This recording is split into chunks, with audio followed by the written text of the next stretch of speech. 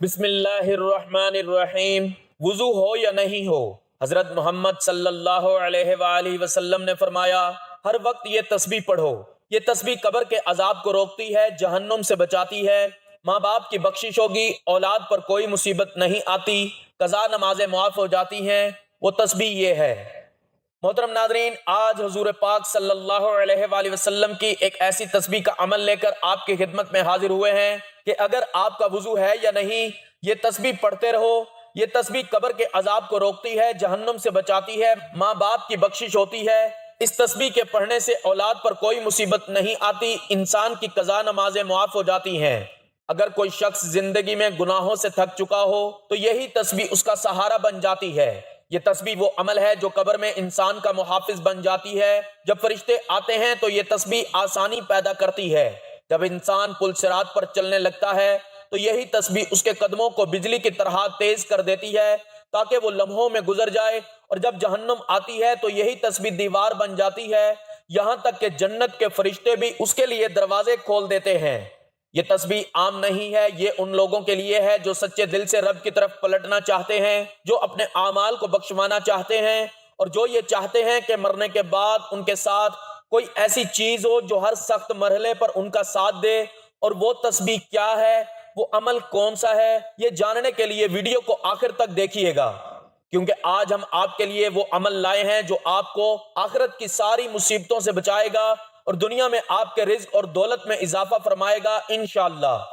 ناظرین، قیامت کا دن وہ دن ہوگا جب ہر انسان نفسا نفسی کی صدا لگا رہا ہوگا۔ انسان اپنے سگے بھائی کو دیکھے گا مگر پہچاننے سے انکار کر دے گا۔ ماں جو دنیا میں اپنی اولاد کے لیے راتیں جاگا کرتی تھی، اس دن اپنے بچے سے بھاگے گی، اور باپ جو اپنی اولاد کے لیے رزق کما کما کر خود بھوکا رہتا تھا، اس دن اپنے بیٹے کو دیکھ کر آنکھیں پھیر لے گا۔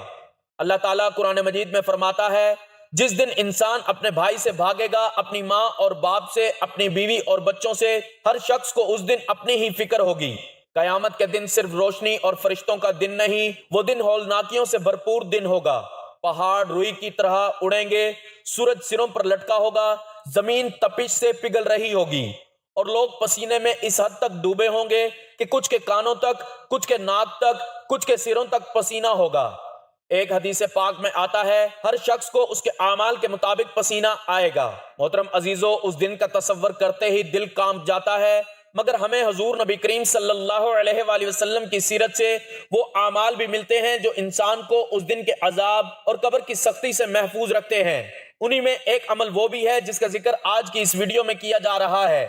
امیر المؤمنین حضرت علی کرم اللہ وجہ الکریم بیان کرتے ہیں کہ نماز فجر کے بعد نبی کریم صلی اللہ علیہ وآلہ وسلم صحابہ کرام کی طرف متوجہ ہوئے اور ارشاد فرمایا کہ میں تمہیں ایسا عمل نہ بتاؤں جو اللہ کے نزدیک سب سے زیادہ محبوب ہے، جو قیامت کے دن تمہارے لیے روشنی بنے گا، تمہارے گناہوں کا کفارہ ہوگا اور تمہیں جنت کی طرف لے جائے گا۔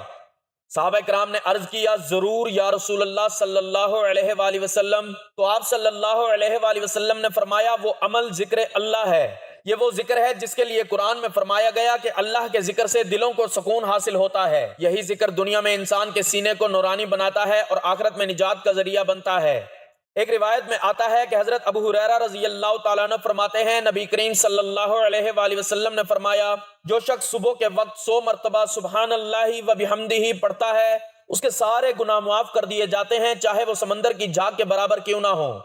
اسی طرح حضرت فاطمہ الزہرا رضی اللہ تعالیٰ عنہا کو جب مشقت ہوئی تو رسول اللہ صلی اللہ علیہ وآلہ وسلم نے ان کے لیے کوئی نوکر اور خادم نہیں دیا، بلکہ کہا، سونے سے پہلے 33 مرتبہ سبحان اللہ، 33 مرتبہ الحمدللہ، 34 مرتبہ اللہ اکبر پڑھا کرو، یہ تمہارے لیے خادم سے بہتر ہے۔ محترم عزیزو، ذکر و اذکار صرف زبان کی حرکت نہیں بلکہ دل کی توجہ کا نام ہے۔ جو لوگ دنیا میں صبح و شام کے اذکار کے پابند ہو جاتے ہیں، ان کے چہروں پر نور آ جاتا ہے، ان کی زندگی میں سکون اتر آتا ہے، اور ان کے گھروں میں خیر و برکت کا نزول ہونے لگتا ہے۔ یہی ذکر موت کے بعد قبر میں انسان کا ساتھی بن جاتا ہے۔ حضرت براء بن عازب رضی اللہ تعالیٰ عنہ سے روایت ہے کہ نبی کریم صلی اللہ علیہ وآلہ وسلم نے فرمایا، جب بندے کو قبر میں رکھ دیا جاتا ہے اور وہ اپنے ساتھیوں کی جوتیوں کی آہٹ سن رہا ہوتا ہے، تو اس وقت اگر وہ مومن ہو تو نماز اس کے سرہانے آ جاتی ہے، روزہ دائیں طرف، زکوٰۃ بائیں طرف، اور دیگر نیک اعمال پاؤں کی طرف آ جاتے ہیں۔ جب فرشتے سوال کرنے آتے ہیں تو ہر طرف سے یہ اس کا دفاع کرتے ہیں. اور یاد رکھیے جس شخص کے پاس دنیا میں اعمال کی طاقت ہوگی وہ قیامت کے دن پرسکون ہوگا. حضرت عثمان رضی اللہ تعالیٰ عنہ جب کسی قبر کے پاس کھڑے ہوتے تو اتنا روتے کہ ان کی داڑھی مبارک بھیگ جاتی. جب ان سے پوچھا گیا کہ جنت اور دوزخ کا ذکر سن کر آپ اتنا کیوں روتے ہیں، آپ نے فرمایا قبر آخرت کی پہلی منزل ہے، جو اس سے بچ گیا وہ آگے بھی بچ جائے گا. یہی وجہ ہے کہ حضور نبی کریم صلی اللہ علیہ وآلہ وسلم نے صحابہ کرام کو قبر اور قیامت کی ہولناکیوں سے بچنے کے لیے اذکار اور تسبیحات کا تحفہ دیا تھا. محترم ناظرین، انسان جب دنیا سے رخصت ہوتا ہے تو اس کے ساتھ نہ کوئی مال جاتا ہے، نہ جائیداد، نہ عہدہ، نہ ہی شہرت. قبر میں صرف اس کے اعمال ساتھ جاتے ہیں اور یہی اعمال اس کے لیے روشنی، حفاظت اور نجات کا ذریعہ بنتے ہیں. اگر اعمال نیک ہوں تو قبر باغوں میں سے ایک باغ بن جاتی ہے، اگر اعمال گناہوں میں سے ہوں تو قبر جہنم کے گڑھوں سے ایک گڑھا بن جاتی ہے. قرآن مجید میں فرمایا گیا کہ ہر شخص کو موت کا مزہ چکھنا ہے اور تمہیں تمہارے اعمال کا پورا بدلہ قیامت کے دن دیا جائے گا. بس جو جہنم سے بچا لیا گیا اور جنت میں داخل کر دیا گیا وہی کامیاب ہوا. قبر کی پہلی رات ہی وہ مقام ہے جہاں سے انسان کے دائمی ٹھکانے کا آغاز ہوتا ہے. نبی کریم صلی اللہ علیہ وآلہ وسلم نے فرمایا کہ قبر یا تو جنت کے باغوں میں سے ایک باغ ہے یا جہنم کے گڑھوں میں سے ایک گڑھا.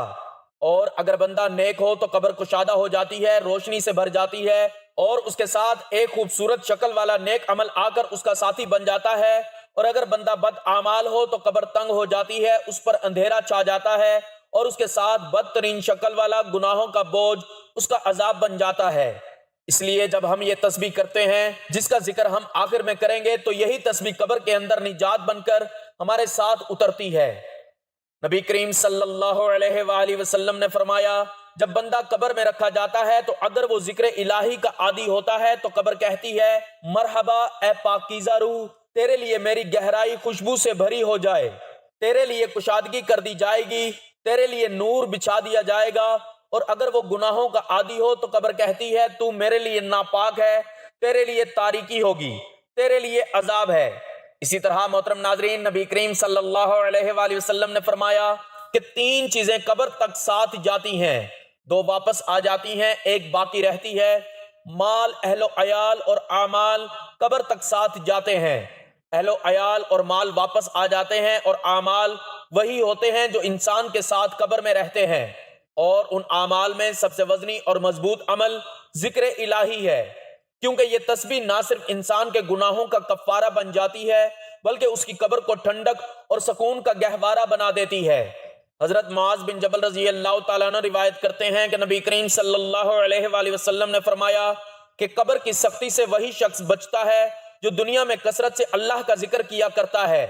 اور محترم ناظرین، اس تسبیح کے ساتھ انسان کی اولاد بھی مصیبتوں سے نجات پاتی ہے، کیونکہ اللہ تعالیٰ نیک ماں باپ کی دعاؤں اور اعمال کے صدقے اولاد کو فتنوں سے محفوظ رکھتا ہے. قرآن مجید میں حضرت خضر علیہ السلام کا واقعہ بیان ہوا کہ انہوں نے ایک دیوار کو بغیر اجرت کے اس لیے درست کیا کیونکہ اس کے نیچے 2 یتیم بچوں کا خزانہ تھا اور ان کا باپ نیک تھا. اللہ نے ان کے بچوں کی مال کی حفاظت ایک نیک باپ کے صدقے میں فرمائی.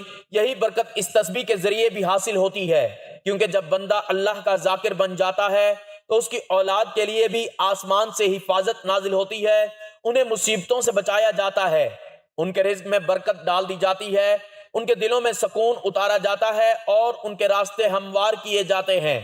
نبی کریم صلی اللہ علیہ وآلہ وسلم نے فرمایا کہ ایک بندے کے درجے جنت میں بلند ہوتے ہیں اور وہ پوچھتا ہے یا اللہ یہ کیسے ہوا؟ تو فرمایا جاتا ہے تیری اولاد کے تیرے لیے کہے گئے استغفار کی وجہ سے.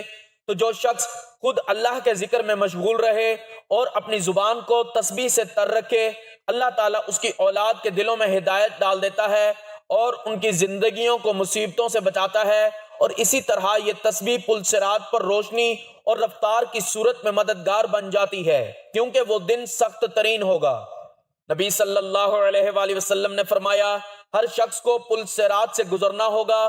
کچھ لوگ بجلی کی رفتار سے گزریں گے، کچھ ہوا کی طرح، کچھ گھوڑے یا اونٹ کی طرح اور کچھ گھسیٹتے ہوئے چلتے ہوئے گزریں گے. لیکن جو شخص اللہ کا ذکر کرتا ہے اور خاص طور پر اس تسبیح کا پابند ہو جاتا ہے جس کا ذکر ہم اس ویڈیو میں کریں گے، تو اللہ تعالیٰ ان کے لیے پل صراط کو آسان فرما دیتا ہے. اور محترم ناظرین، اس تسبیح کی ایک خاص بات یہ ہے کہ جو شخص رات سونے سے پہلے اسے پڑھتا ہے تو اس کے رات کے تمام مصائب دور کر دیے جاتے ہیں۔ نبی صلی اللہ علیہ وآلہ وسلم نے فرمایا، جو شخص رات کو ذکر کرتے ہوئے سوتا ہے، وہ رات میں کسی مصیبت پر جاگ جائے یا کسی خوفناک خواب سے بیدار ہو جائے تو وہ جو بھی دعا مانگتا ہے اللہ اسے قبول فرماتا ہے۔ یہ رات کے اندھیروں میں روشنی بن جاتی ہے، بے خوابی اور بے چینی کو ختم کر دیتی ہے اور دل کو اطمینان دیتی ہے۔ تو اے وہ شخص جو والدین کی بخشش چاہتا ہے، جو اپنی قبر کو جنت کا باغ بنانا چاہتا ہے، جو اپنی اولاد کو مصیبتوں سے بچانا چاہتا ہے، جو قیامت کے دن پل صراط سے بجلی کی طرح گزرنا چاہتا ہے، جو رات کی بے سکونی سے چھٹکارا چاہتا ہے، تو یہ تسبیح تیرے لیے ہے۔ اسے اب معمول بنا لے، اس کے معنی کو دل سے سمجھ کر پڑھا کر، اور اس کا انعام تجھے دنیا میں بھی ملے گا اور قبر و آخرت میں بھی۔ سننے والے دل سے بات سنو، یہ کوئی معمولی ذکر نہیں جس کا ہم تذکرہ کر رہے ہیں۔ یہ وہ عظیم کلمات ہیں جو دلوں کو زندہ کرتے ہیں، جو قبر کی وحشت میں چراغ بن کر روشن ہوتے ہیں، جو قیامت کے دن انسان کی زبان پر ہوں گے جب اور کچھ ساتھ نہ ہوگا۔ یہ وہ ذکر ہے جس کا ذکر کرنے والا دنیا میں بھی سرخرو ہوتا ہے اور آخرت میں بھی کامیاب ہو جاتا ہے۔ محترم ناظرین، جو شخص یہ تسبیح پڑھتا ہے اس کے ساتھ اپنے دل کو بھی اللہ کے ذکر سے جوڑ لیتا ہے، اللہ پاک اس کے والدین پر بھی رحم فرماتے ہیں، اللہ پاک اس کے لیے قبر کو باغ بنا دیتے ہیں۔ پل صراط جو ایک بجلی کی چاک جیسا تیز راستہ ہے، اس پر اللہ تعالیٰ اس کے فرشتوں کی معصیت میں گزار دیتے ہیں، اور جب انسان دنیا کی مصیبتوں سے گھبرا جاتا ہے تو اللہ کا ذکر اس کے دل کو قرار دیتا ہے۔ ارشاد باری تعالیٰ ہے، بے شک دلوں کا سکون اللہ کے ذکر میں ہے، لیکن میرے عزیزوں صرف زبان سے تسبیح پڑھ لینا کافی نہیں۔ اگر زندگی میں جھوٹ ہے، غیبت ہے، چغل خوری ہے، حسد ہے، والدین کی نافرمانی ہے، تو یہ تسبیح بھی دل سے خالی رہ جائے گی۔ یہ ذکر اس وقت اثر کرتا ہے جب دل اللہ کے لیے جھکے، زبان سچ بولے، آنکھیں حرام سے بچیں، ہاتھ ظلم سے روکیں۔ ارشاد باری تعالیٰ ہے، اور جو میرے ذکر سے منہ موڑے گا اس کے لیے تنگ زندگی ہوگی اور ہم اسے قیامت کے دن اندھا اٹھائیں گے۔ معلوم ہوا کہ ذکر سے غافل ہونا اندھی زندگی ہے اور ذکر الہی اختیار کرنا روشنی ہے۔ وہ بندہ جو چاہتا ہے کہ قبر میں روشنی ہو، پل صراط پر آسانی ہو، جنت میں جگہ ہو، تو وہ زبان کو اللہ کے ذکر سے تر رکھے اور عمل کو بھی صاف رکھے۔ نبی کریم صلی اللہ علیہ وآلہ وسلم نے فرمایا، اللہ تعالیٰ فرماتا ہے، میں اپنے بندے کے گمان کے مطابق ہوتا ہوں، جب وہ مجھے یاد کرتا ہے تو میں اس کے ساتھ ہوتا ہوں۔ یہ کیسا عظیم وعدہ ہے کہ اللہ خود فرماتا ہے، میں ساتھ ہوں، لیکن شرط یہ ہے کہ بندہ اللہ کو یاد کرے، سچے دل سے یاد کرے۔ حضرت ابو درداء رضی اللہ تعالیٰ عنہ سے روایت ہے کہ نبی کریم صلی اللہ علیہ وآلہ وسلم نے فرمایا، کیا میں تمہیں ایسے عمل نہ بتاؤں جو تمہارے سب اعمال میں بہتر ہوں، تمہارے رب کے نزدیک سب سے پاکیزہ ہیں، تمہارے درجات کو سب سے زیادہ بلند کرنے والا ہے، تمہارے لیے سونا چاندی خرچ کرنے سے بہتر ہے، تمہارے لیے دشمن سے لڑنے اور شہادت پانے سے بھی افضل ہے۔ صحابہ نے عرض کیا، ضرور اے اللہ کے رسول صلی اللہ علیہ وآلہ وسلم، تو آپ نے فرمایا، وہ عمل اللہ کا ذکر ہے۔ محترم ناظرین، غور کیجئے، نبی کریم صلی اللہ علیہ وآلہ وسلم نے ذکر کو جہاد سے افضل قرار دیا۔ حضرت عبداللہ بن مسعود رضی اللہ تعالیٰ عنہ فرماتے ہیں، ایک دن ہم حضور صلی اللہ علیہ وآلہ وسلم کے ساتھ بیٹھے تھے، آپ نے فرمایا، جنت والوں کو بتا دو وہ کون لوگ ہیں۔ صحابہ نے عرض کیا، ضرور یا رسول اللہ صلی اللہ علیہ وآلہ وسلم۔ آپ نے فرمایا، وہ لوگ جن کے چہرے نورانی ہوں گے، دل پاک ہوں گے اور زبان اللہ کے ذکر سے تر ہوگی، ایسے لوگ جنت میں پروں پر سوار ہوں گے اور انبیاء اور شہداء کے ساتھ ہوں گے۔ معاذ بن جبل رضی اللہ تعالیٰ عنہ فرماتے ہیں کہ نبی کریم صلی اللہ علیہ وآلہ وسلم نے فرمایا کہ کوئی عمل ایسا نہیں جو جہنم سے نجات دینے والا ہو سوائے اللہ کے ذکر کے۔ اور حضرت ابو درداء رضی اللہ تعالیٰ عنہ فرماتے ہیں، ذکر الہی مومن کے لیے قلعہ ہے جو اس کو شیطان اور گناہوں سے بچاتا ہے۔ میرے ناظرین، کیا ہم نہیں چاہتے کہ ہماری زندگی میں بھی سکون ہو، ہمارے بچے بھی نیک ہوں، ہمارے والدین کی مغفرت ہو، ہماری قبریں باغ بنے؟ کیا ہم نہیں چاہتے جب سب چھوڑ جائیں تو اللہ ہمارے ساتھ ہو؟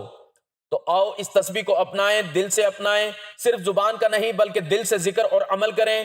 اس کے لیے قرآن کہتا ہے، پس میرے ذکر کو یاد رکھو، میں تمہیں یاد رکھوں گا۔